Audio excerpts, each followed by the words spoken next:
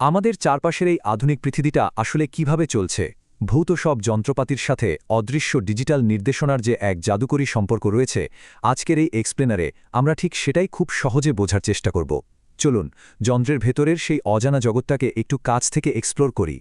আজকের এই আয়োজনে আমরা মূলত ৬টি ধাপ নিয়ে কথা বলবো। কম্পিউটার কিভাবে কাজ করে, কিভাবে এতে ডেটা ইনপুট হয়, প্রসেসিং ও স্টোরেজ বা এর মস্তিষ্ক কিভাবে কাজ করে, আউটপুট ডিভাইস দিয়ে কিভাবে আমরা ফলাফল দেখি, এর মন বা সফটওয়্যার পরিচিতি এবং সবশেষে পুরো বিশ্বজুড়ে এর সংযোগ। একটি ডেটার সম্পূর্ণ যাত্রা বুঝতে এই ধাপগুলোই হবে আমাদের চমৎকার একটি রোডম্যাপ। শুরুতেই আসা যাক প্রথম পর্বে, কম্পিউটার ঠিক কিভাবে কাজ করে বা বলতে পারেন কম্পিউটিংয়ের মূল নকশাটা আসলে কি। একটু ভেবে দেখুন তো, একটি কম্পিউটার সিস্টেম কিন্তু অনেকটা মানবদেহের মধ্যেই জটিল সব কাজ অত্যন্ত সুশৃঙ্খলভাবে সম্পন্ন করে থাকে। ডেটা প্রবাহের মূল মেকানিজমটা আসলে খুবই চমকপ্রদ। তথ্য প্রথমে একটি ইনপুট ইউনিটের মাধ্যমে প্রবেশ করে, এরপর সেটা মেমোরিতে জমা হয়, প্রসেসরের মাধ্যমে প্রক্রিয়াজাত বা প্রসেসড হয়, আর একেবারে শেষে গিয়ে আউটপুট ইউনিটের মাধ্যমে আমরা চূড়ান্ত ফলাফলটা দেখতে পাই। পুরো প্রসেসটা একদম পানির মতো পরিষ্কার, তাই না? তথ্য ও যোগাযোগ প্রযুক্তি আজ গোটা বিশ্বে যে এক বিশাল বিপ্লব ঘটিয়ে চলেছে তার পেছনে সবচেয়ে বড় হিরো কিন্তু এই কম্পিউটারে। মজার ব্যাপার হলো সেটি বিশালাকার কোনো সুপার কম্পিউটার হোক, আমাদের প্রতিদিনের কাজের ডেস্কটপ হোক কিংবা হাতের ছোট্ট স্মার্টফোনটাই হোক না কেন, ভেতরের ওই ডেটা চলাচলের মৌলিক যাত্রাপথটা কিন্তু সব ক্ষেত্রে হুবহু একই রকম। এবার যাচ্ছি দ্বিতীয় পর্বে, ডেটা প্রবেশ বা ইনপুট, যাকে আমরা বলতে পারি যন্ত্রের অনুভূতি গ্রহণ।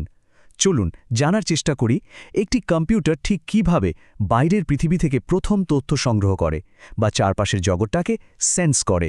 আমাদের চারপাশে থাকা ইনপুট ডিভাইসগুলোর দিকে তাকালে এর বিশাল বৈচিত্র্য দেখে সত্যি অবাক হতে হয়। একদিকে আমরা রোজ কিবোর্ড আর মাউস ব্যবহার করছি, আবার অন্যদিকে পরীক্ষার ওএমআর শিট দেখার জন্য রয়েছে বিশেষায়িত সব মেশিন। দোকানে কেনাকাটা করতে গেলে যে বারকোড রিডার দেখি সেটাও কিন্তু এই ইনপুট পরিবারেরই একজন সদস্য। তবে প্রযুক্তির বিবর্তনের সবচেয়ে চমৎকার উদাহরণটা কিন্তু আমাদের হাতের মুঠোই রয়েছে। খেয়াল করে দেখুন, আধুনিক স্মার্টফোনগুলোর টাচস্ক্রিন কিন্তু একই সাথে দ্বৈত ভূমিকা পালন করছে।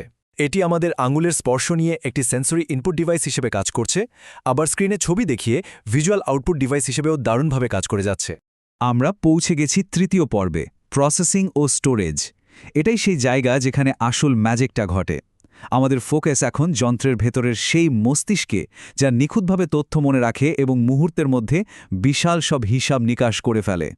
এখানে মেমোরি আর স্টোরেজের ভেতরের মূল পার্থক্যটা পরিষ্কারভাবে বোঝা ভীষণ জরুরি। র্যাম হল মূলত একটি অস্থায়ী ওয়ার্কস্পেস। কারেন্ট চলে গেলে বা ডিভাইস অফ হয়ে গেলে এর ডেটাও সাথে সাথে মুছে যায়। অন্যদিকে হার্ড ড্রাইভ হল স্থায়ী স্টোরেজ, যেখানে যে কোনো ডেটা বা ফাইল দীর্ঘমেয়াদে একদম নিরাপদে জমা থাকে। স্টোরেজের এই বিবর্তনটা কিন্তু দারুণ ইন্টারেস্টিং।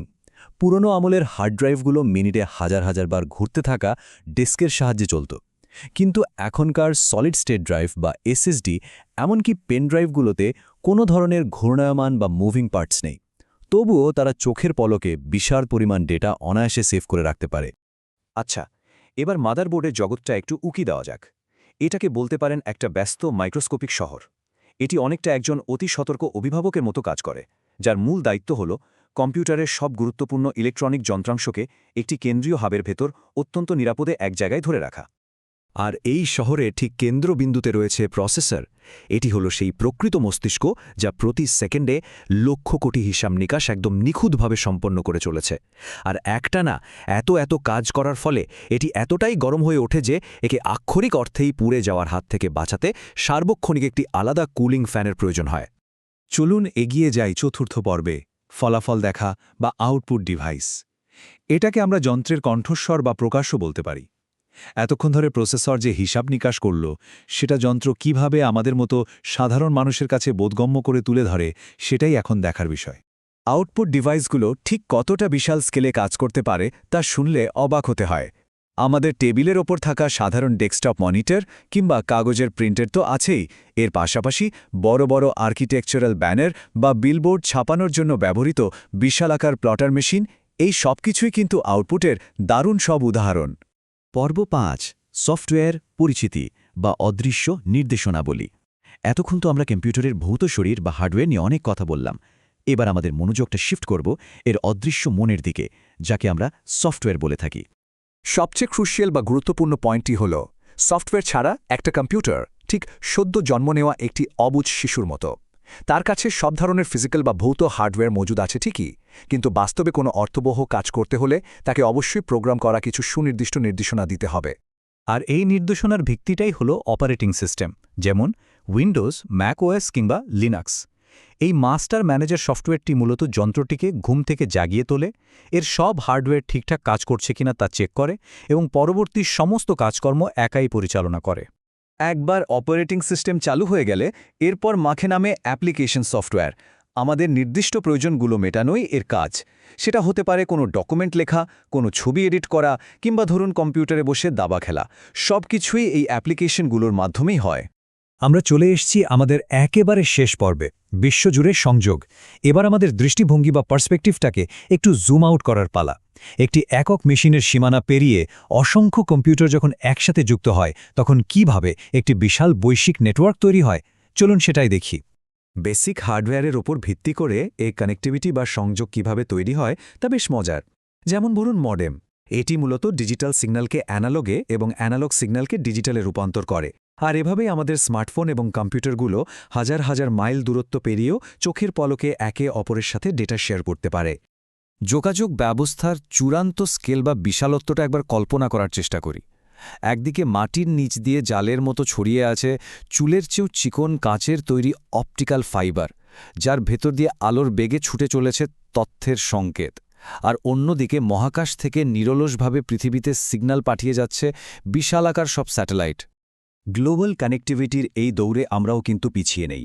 12 মে 2018 সাল। এই বিশেষ দিনটিতে বাংলাদেশ অত্যন্ত গর্বের সাথে নিজস্ব স্যাটেলাইট উৎক্ষেপণকারী বিশ্বের 57তম জাতি হিসেবে আত্মপ্রকাশ করে, যা আমাদের তথ্যপ্রযুক্তির ইতিহাসে এক অবিস্মরণীয় মাইলফলক। আর তাই পুরো এক্সপ্লেনারের শেষে একটা দারুণ প্রশ্ন দিয়ে আজ শেষ করতে চাই। যদি মাইক্রোস্কোপিক সাইজের প্রসেসর আর অদৃশ্য আলোর ফাইবার ইতিমধ্যেই চিন্তার গতিতে পুরো বিশ্বকে যুক্ত করে ফেলে থাকে, তবে হার্ডওয়্যার এবং সফটওয়্যার ভবিষ্যতে আর কোন অদৃশ্য সীমানা অতিক্রম করতে যাচ্ছে?